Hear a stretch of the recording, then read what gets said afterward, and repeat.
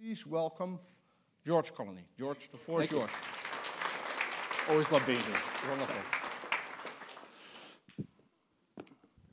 Good morning, good afternoon, everyone. Good to see everyone here.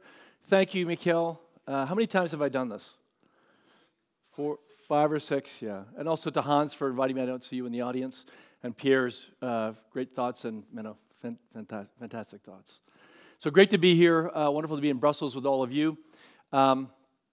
I know that you're just sitting down, adjusting yourself, and getting your phone ready to take some notes, etc. So I don't want to be too in your face immediately, but I'm going to do that. We believe at Forrester, I believe, that all of you in this room are going out of business, and most of you don't even know it yet. Your companies, probably at a slow rate, are slowly going out of business. There is a massive challenge and threat coming at you. Many of you may understand this, but many of your CEOs do not understand this. So I want to spend time today talking about that threat, but I want to talk primarily about what you do about it. I'm going to get down and dirty. Typically, I don't do that. I typically like to be very theoretical, but I'm going to get very into the weeds and down and dirty with you about exactly how you survive this threat which is now approaching. Yes, we will talk about happiness, but we're going to talk about it in the context of a very, very powerful new force in the economy, and that force is the customer. We call this at Forrester the age of the customer. I'll take you back so you can understand this. We have a large data business worldwide. We've been gathering data on consumers and customers for over 2 decades. We actually have the second longest running survey in the United States next to the US Census Bureau. So we know a lot about customers worldwide. We survey about 82% of the world's GDP's customers. About 5 years ago, we began to notice that the customer was now able to take power from institutions like corporations or governments, primarily using technology. And it actually explains much of what we've seen over the last 2 years, not just in the business world, but in society. Brexit. Establishment politicians did not want Brexit to happen.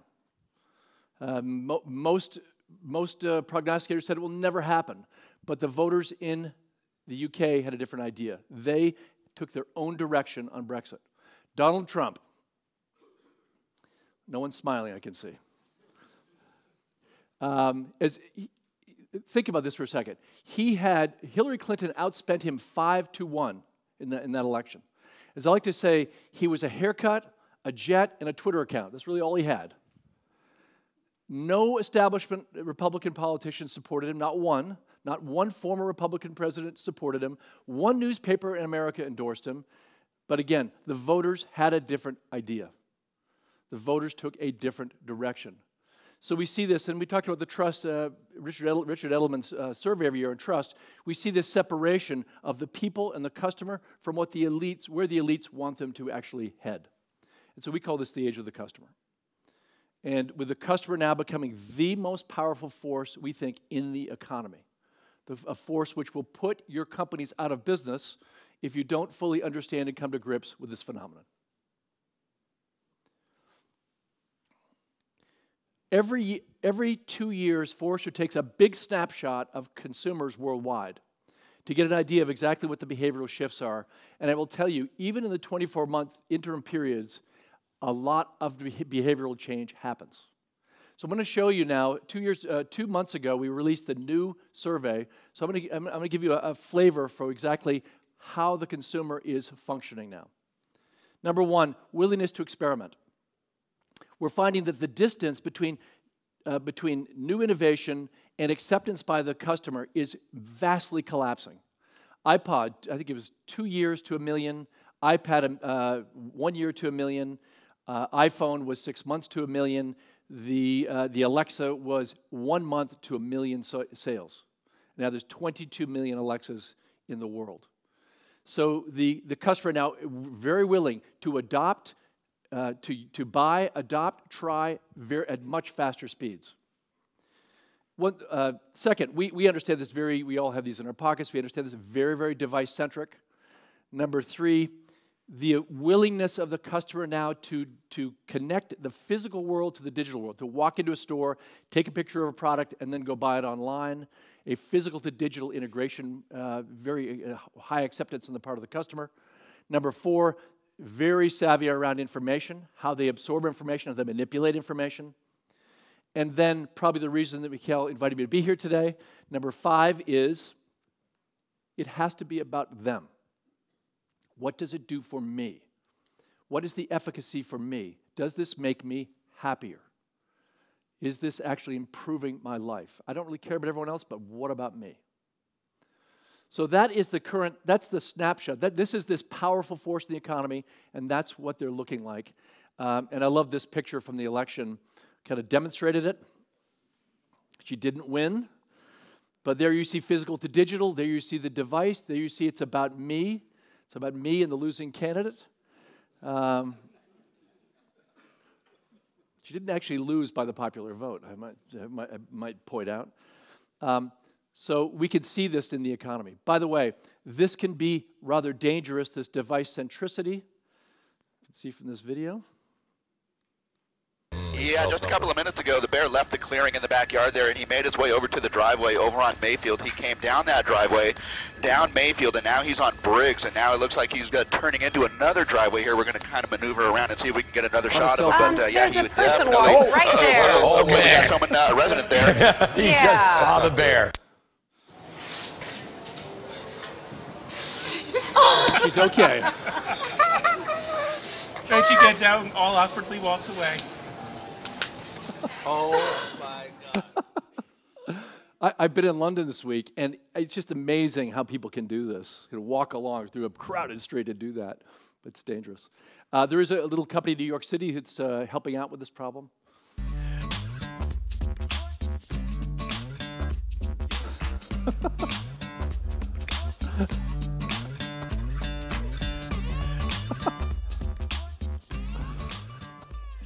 Oh, yeah, okay.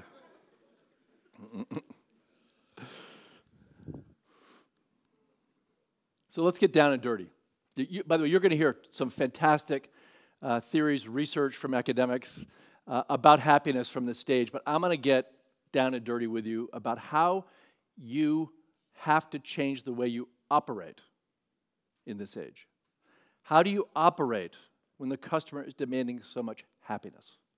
What do you actually change in what you do? So what I'm about to give you is not theory, actually. It is because we have so much data on the customer experience that brands are able to give to the world. We have something called the Customer Experience Index, or CXI. We look at 1,000 brands worldwide, so we know which brands have great experience and which ones have crappy experience. We have data there. We have data on corporations. We've done a massive amount of research on the companies that do this well. The companies that are approaching the age of the customer, that are building customer experience, that are understanding exactly what they have to do and how they have to behave. So this is not theory. This comes from our research. What I want to look at first is, what is the DNA of these companies? When they wake up in the morning and they brush their teeth, who are they? What is in their bones? How are they programmed? So I want to take you first through the makeup of these companies, what they look like. And by the way, this will look like, these look like almost obvious conclusions, but there is some wisdom here. First of all, they are moving from being customer aware. We're all understanding our customers. They're going from this customer aware world to a world where they are truly customer led. When I say that, when we observe these companies, they don't open a new corporate headquarters without calculating the impact on the customer. They don't have a new PR campaign without calculating the impact on the customer. They don't hire a CEO without first understanding that CEO can be truly customer focused. And not just saying the word customer, but actually doing it. They are truly customer-led. And by the way, I know it's it's a big cliche to say it, but if you look at Jeff Bezos and the way that he operates, they don't care about this quarter's earnings or this year's earnings or their 5-year earnings. They don't care about the impact financially on Amazon. They're only caring about one thing, and that is how are we improving the customer experience? How are we improving the happiness of our customers? So these companies, number one, they are truly customer-led. Number two, they are moving away from a data-rich world. We're all awash in all this data, to a world where they are truly insight-driven, which means they've taken all of this data and they're able now to translate it into what is the insight about our customers. And the example I like to use is, so I'm very active. I play a lot of tennis. About 9 months ago, I was playing tennis, and my left knee started to hurt. A typical guy, I ignored it. I went for months. I kept playing. It was fine. I could play on it. I didn't tell my doctor. I have no idea what it was. Then one day, I'm on Amazon, and I'm buying something from Amazon, and you buy up here, and then down below, and it says, you may want this stuff too. So I look down below, and there's a picture of a knee with a band around it. And I clicked on it. I said, what the hell is this? I clicked on it. It said, this is for patella tendinitis. Go on Wikipedia. That's exactly what I had. Amazon's ability to gain insight about me was so good, they're now diagnosing my medical problems. By the way, I think what was happening was they were listening to me on my Alexa, complained to my wife about my knee, and that's how they knew about it. But if you think about it, what really happened here was they know my age. They know I play a lot of tennis. I buy a lot of tennis rackets and tennis balls. They know that I have tennis elbows. I have a band here. So they calculate all those things. They say, this guy probably has patella tendinitis. Bang. But that's the level of insight that you have to be able to get to if you're going to be truly customer-centric. Sounds creepy, but the band, by the way, really relieved my knee. It was great. These companies are moving from perfect, and they're moving toward fast. When we look at these companies, we see a palpable difference in the speed, the velocity of these companies. And by the way, when I say perfect, if many CIOs are in the room, there is a disease in the CIO world around perfection. Because, right, we took a year to build the requirements, then we took a year to design, then we took a year to build the system, and wow, it was perfect. At least we thought it was perfect. That is all gone. There is a palpable speed in what these companies are doing. You actually saw that at Amazon when they announced the Fire Phone, right? That was a $3 billion fast mistake. So a lot of speed. And a lot of, but as many of these smart CEOs will say, you fail fast, but fail cheap. They didn't fail cheap in that case. And the last one is, instead of being siloed, they are very connected. And there's a connectedness inside the companies and outside. Inside means, especially the CIO and the CMO are very, very, actually we found the distance between the CIO and the CMO's office in the high-level companies is 75% less than the low-rated companies. So their offices are often very close together, and they typically share 50% of the same metrics, compensation metrics, the CIOs and CMOs. So very connected internally, and these companies very connected externally. They're partnering with Silicon Valley companies. They send a group into Facebook every year to talk to them. They have partnerships. They are outside, highly connected. So if you squint at the DNA here, what you're really seeing is design thinking. This is a design thinking approach to the world. So that's their DNA. That's who they are when they brush their teeth in the morning. Then they get in a car and they go to work. And the question is, what do they actually work on? What do they actually change? Where do they actually move their companies? And there are 6 of these. So we looked at the DNA, and there's 6 areas that they work on intensively. The first is they look at structure. They're constantly ripping down walls. They are constantly reconnecting divisions. They are constantly moving the company to perfect it, to be able to deliver for the customer. So here's an example. There's an insurance company in the U.S. called USAA. They insure ex-military personnel. They're financial services. So they had the typical organization of a financial services company. They had a brokerage division, then they had a home mortgage division, and then they had a life insurance division and a car insurance division.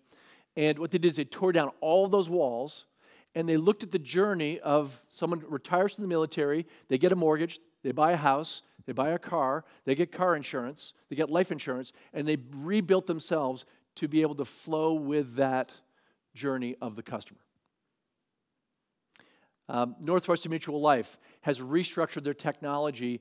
Actually, the CIO moved to look at customer technology, what we call business technology, and has a CTO to run the back office of Northwestern Mutual. So this constant re-examining of the structure and the changing of the structure. The second, if my clicker's dying here, if my clicker was a magic wand and I could wave it over all of you and your companies to make you customer obsessed, to get you to the high level, this would, written on my magic wand would be the word culture. I know we're here to talk about technology, not the soft stuff, but if you, as we go into the companies who are doing this well, the culture is, there is massive difference in the culture. You can cut it with a knife, it's so thick. I'm actually going to talk about this a little bit more after I go through the 6 drivers, but so we'll come back to culture. Very big deal. Number 3, talent is, these companies are fixated on getting the right talent in the right place at the right time. And specifically, this is a very big word in the US right now. I don't know if you're using it here, but companies who are looking for high-level customer experience, the big word now in the US is empathy. Does the talent have empathy for the customer, especially in technology? Does the CIO have empathy? Does the enterprise architect have empathy for the customer? And I always love this example. The Hartford, another life insurance company in the US, the Hartford, when they hire people, they ask a bunch of questions. But one question they ask is, what is the name of the person who cleans your office? And they find that if people know the answer to that question, they're often going to exhibit empathy. They often have empathy. Number 4, they are working constantly on the metrics. They are looking for metrics which can go around the entire customer life cycle. The customer discovers you, then explores you, buys from you, and then starts to use you, begins to question and ask, and then they engage with you. And these companies have metrics typically. It says metrics, but I'm going to cross the S out because the metric tends to go all the way, one good metric tends to go all the way around the buyer life cycle. And they're doing this because they're not guessing. They want to understand in very precise terms what is working and what is not working at all times. And just a little advertisement for Forrester. We actually launched an app for consumers 2 weeks ago. It's an experimental app called TAP, T-A-P, that looks like this. So we have consumers, actually it's happening, we have a large group in Boston now doing this, constantly giving feedback on customer experience to companies and brands. Because we believe that the stakes are going to be so high in the future that if you are not able to change your customer experience in real time, then you will be at danger, again, of going out of business. As an example, if you're in a hotel room and you have cold water, you tap red, cold water in room 512, the hotel, there should be a knock on your door within 2 to 3 minutes with a guy with a wrench. Constant improvement, understanding, knowledge of the customer experience. That's why we built this app. Accor Hotels, I don't know if anyone from Accor is here, but I was talking to this head of customer experience at Accor. We're talking about this app. He said, oh, God, I would have loved that. We have a hotel in Tour France, where we had great customer sat, but everyone who stayed at the hotel on Wednesday night, the customer sat plunged. It took us 6 months to figure it out, that the chef was on vacation on Thursday morning, so the eggs were not cooked properly on Thursday morning. So everyone who stayed at the hotel Wednesday night was unhappy. But TAP would have told us that immediately. You can check it out if you want to go there. Just go to www.downloadtap.com if you want to check it out. Metrics, constantly, this is number 5, they're constantly looking at process, how they actually do the work. My favorite example of this is Delta Airlines. So Delta Airlines, I think you knew them because Delta and KLM were allied. They flew into Amsterdam from the US. If you're Dutch, you probably knew them well. Dick Anderson took his executive team away to an offsite 6 years ago, and they looked at all the data, looked at all the metrics, and he said, we are the most hated airline in the world. By the way, I flew Delta a lot. He was exactly right. Horrible airline. Over the last 6 years, they changed the culture of the company, but they primarily changed process. Interestingly enough, they found out in their research that the one thing that most annoyed passengers was canceled flights. That was the number one detriment to customer sat was canceled flights. So they changed process. They put more pilots on the line. They actually bought a refinery in New Jersey so they would have constant access to fuel, and they changed the scheduling of the airplanes. And their canceled flights went from 4%, it's now below 1%, and they've now become the number 2 airline in the United States. So process matters a great deal. These companies constantly working on how they process their way through with customers. Then the final one is technology, which I'm going to talk about in more detail. So we talked about the four elements of the DNA of companies doing this well, making their customers happy, and those are the six aspects of work. What they actually work on to enable themselves to have high customer experience. Let's look at 2 of these in more detail. Let's look at culture. I'm going to look at culture first, and then technology. Let's look at culture. It's a big word. It's a very academic word. Probably, if I asked all of you, you'd probably get 15 or 20 or 100 different definitions of what culture is. But I have a very simple definition. Culture is how you behave and what you value. That's it. That's all it is. How you behave as a company and what you value. So when you drag passengers off your plane, you are indicating to the world how you will behave. You will actually drag a passenger off a plane. And 2, you're indicating to the world what you value. You value your process over your customers. So culture is, and again, I meet with lots of these CEOs and lots of these companies. The culture is vastly different in those companies. Here's a couple of points on culture. 1, you can't build culture from the middle. It will never happen. It's a waste of time. It has to. Sorry, that's my second bullet. The CEO must lead, or it's not going to happen. If the CEO is not on board, if the CEO is not pushing, it's not going to happen. By the way, I'm with many CEOs who say, "Hey, George, we have a certain culture and it's fixed. We're not changing that." And I say, you know something? That's bullshit. It's just not true. In all of our research and all of our data, culture is not immutable. Culture is very changeable. It can be moved. We saw that in the case of Delta Airlines. It can be moved from A to B. It can be moved. But the CEO must do it. Going back to the top bullet, if you want to truly be a customer-obsessed company, if you want to bring happiness to your customers, this is the first step in the journey. You must start here. I was with the CEO in London yesterday, and we were having this big discussion, and he said, you know something? There's a lot we could do here, but I've realized I've got to start here. I've got to start building the culture. That is where the journey will begin for us. And then number 3, good employee culture typically will equal good customer culture.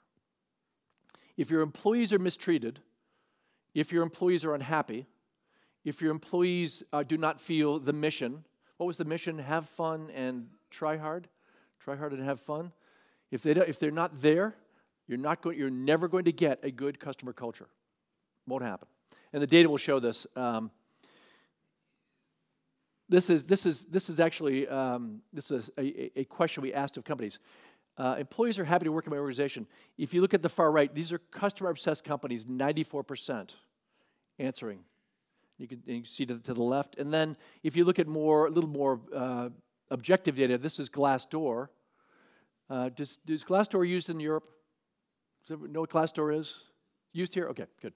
It's becoming a very big metric in the U.S. So we looked at customer experience leaders. That's in the brighter green or the darker green, and then customer experience laggards. And we did all the research on Glassdoor. Overall rating, by the way, that 0.4 is a significant difference on Glassdoor. Culture and values, willingness to recommend, That's a very big delta of 17 points. And then finally, CEO approval, much higher. So there is an inextricable link between, we call it EX, employee experience, and customer experience. Now, there are a lot of examples about culture change.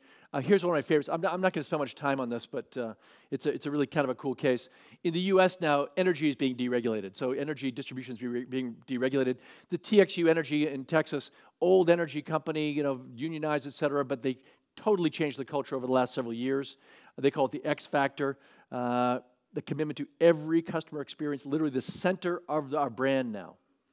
And here's the CEO, again, starting with the CEO and then moving down. He's constantly preaching. He's changed the culture. He's moved it forward, constantly celebrating. And then you can see that everywhere in the company there are signs constantly reminding people of their culture. Which brings me to one of my favorite notes. Sam Stern at Forrester does a lot of work with us on culture. And so he went out to the top 20 customer experience companies in the U.S. and the bottom 20. And he went out and collected all of these posters from those companies. And he brought them back into a conference room at Forrester, and he put up all the posters in a room like this. He put up all the posters. Does anyone know what the difference was between the top 20 and the bottom 20? No difference. All the posters said the exact same things. There was zero difference in the posters. So, i.e., culture is not about posters. It's not about slogans. It's not about you guys getting in a room and coming out, hey, here's the new cultural statement. It's not about that. It's not about that. It is about the living, breathing, the DNA of the organization, and by the way, and especially the top leaders. So I want to end by just talking for a few moments about how am I doing on time, okay? Doing okay? Yeah. Almost out of time. Okay.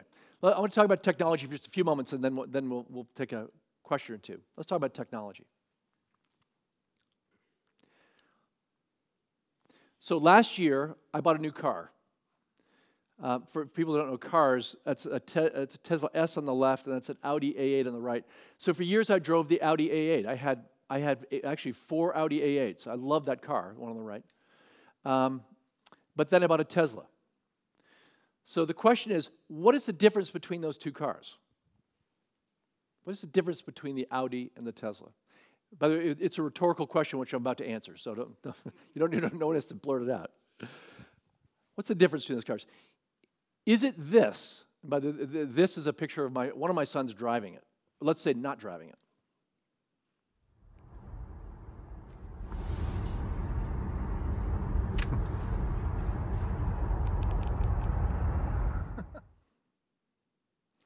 Is it that? Is it the fact that it self-drives? By the way, 60% of my commute to work is self-driven.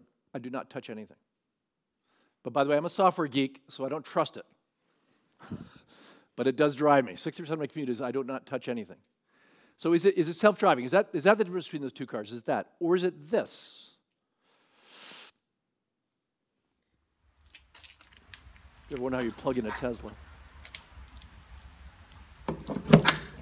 Your video's not functioning, by the way. That's how you plug in a Tesla. Is it that? Does it run on electrons? Is that the coolest thing about it? It's self-driving. It's on electrons. What's? I would say neither of those is really the difference. This is the difference.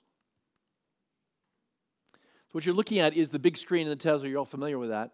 And what you're looking at, it's saying at 1 a.m. this morning, we're going to do a download of software. And it's going to take an hour and 40 minutes. In fact, I took a picture of that. That was the download for Tesla 8.1, which is the new software upgrade. And the next day I got out of the car had totally changed. The screen had changed. By the way, when I say changed, I don't mean changed and it was worse. It changed and it was much better. Some of the buttons had actually changed their function. The car had actually incrementally had upgraded itself. Which, by the way, if you're in the car industry, is unbelievably disruptive. Because to get all the cool new Audi stuff, you have to buy the new car. But for this car, it's constantly learning and constantly improving. You start playing the music like in the Academy Awards?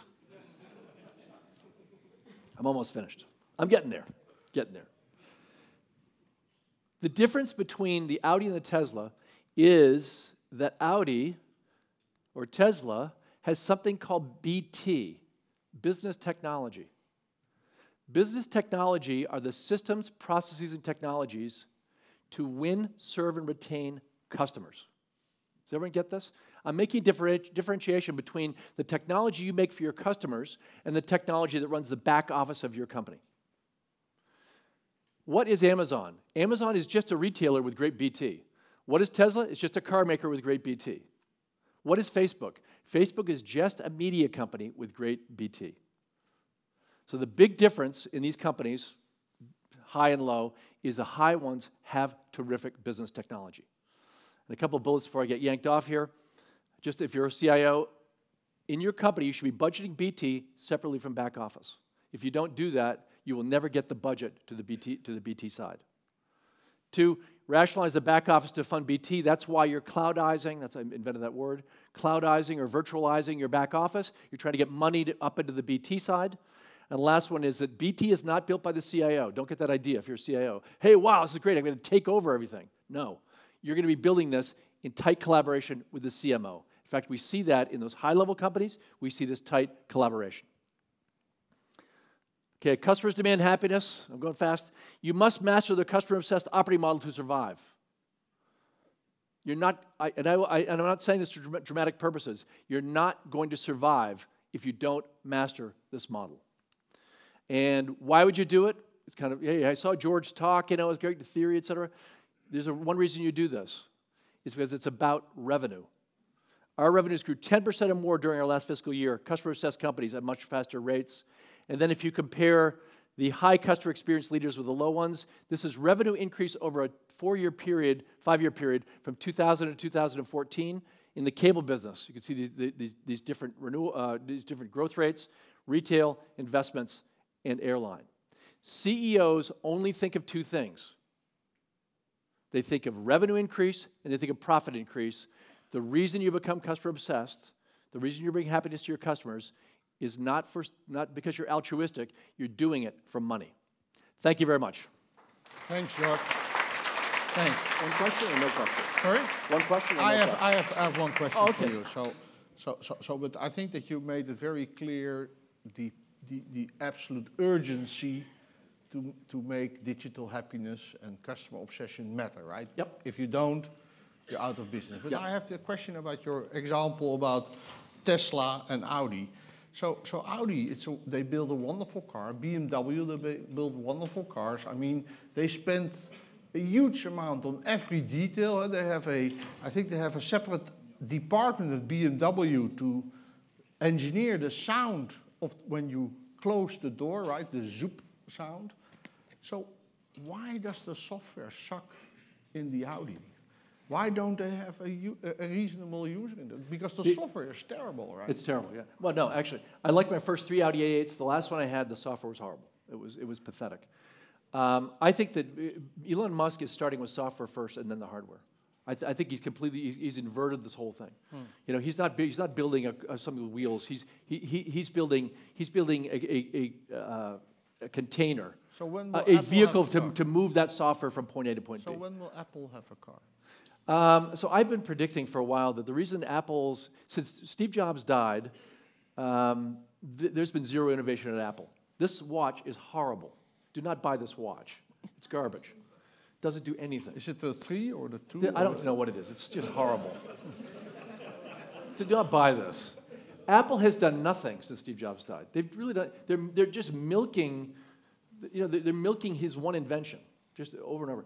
So I asked myself the question: where's all the innovation going? I think what's happening is it's in a black box someplace around the car development.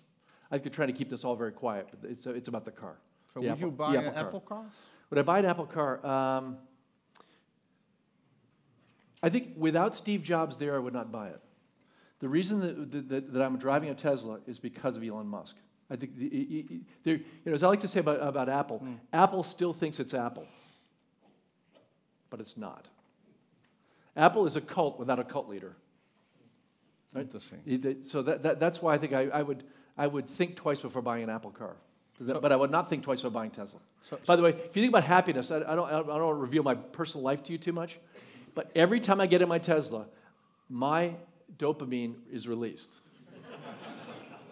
It's like when you get remember you got the first iPhone, you play with it, wow, dopamine was going. When I'm in my Tesla, I am so happy. That is a happy place for me, because I feel like I'm in the future. So, George, you should sit next to Witte Hogendijk, our psychiatrist, and he can help you. He can help me with that. Yeah. So, thank you very much. Thank you very much. Really enjoyed it. Yeah, Thanks a lot. as always. Thank you. As always, love being here.